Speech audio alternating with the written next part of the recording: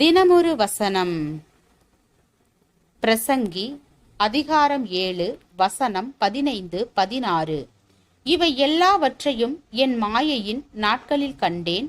தன் நீதியிலே கெட்டுப்போகிற நீதிமான் உண்டு, தன் பாவத்திலே நீடித்து இருக்கிற பாவியும் உண்டு. மிஞ்சின நீதிமானாய் இராதே, உன்னை அதிக ஞானியுமாக்காதே. உன்னை நீ ஏன் கெடுத்து கொள்ள வேண்டும்? சலவைக்கல் பதிக்கப்பட்ட தரையில் நடந்து செல்லும் போது 2 பேர் சறுக்கி கீழே விழுந்தார்கள். தரையை கழுவிய பின் சரியாக துடைக்காததால் தேங்கி இருந்த தண்ணீர் கண்ணுக்கு தெரியவே இல்லை. விழுந்தவனில் ஒருவன் தரையை சரியாக துடைக்காமல் விட்ட வேலைக்காரியை கண்டபடி திட்டி தீர்த்தான்.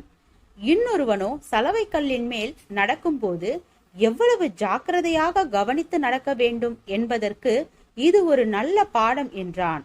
நம்முடைய வாழ்க்கையிலும் பல தடுக்கல்கள், தடுமாற்றங்கள், எதிர்பாராத வீழ்ச்சிகள் வர வாய்ப்பு உண்டு. அப்பொழுது நாம் பிறரை நொந்து கொண்டு கசந்து போய் வெறுப்பில் வாழக்கூடாது. அங்கே பாடங்களை கற்றுக்கொள்ள வேண்டும். நாம் எங்கே தவறினோம், எப்படி நடந்து கொண்டிருக்க வேண்டும், இது எதை நமக்கு உணர்த்துகின்றது என்பது போன்ற கேள்விகளை கேட்டு அதன் மூலம் சில நல்ல அனுபவங்களை பெற்றுக்கொள்ள வேண்டும்.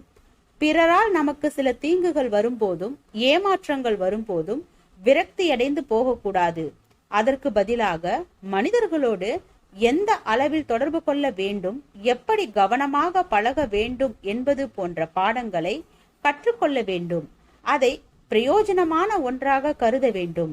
சிலர் தங்களுக்கு சில ஏமாற்றங்களும் எதிர்பாராத தோல்விகளும் ஏற்படும் போது கசந்து கொள்ளவும் எரிச்சல் அடையவும் வேகமாய் இருக்கின்றார்களே அன்றி அந்த சூழ்நிலைகளால் விசேஷமாய் எதையும் கற்பது இல்லை.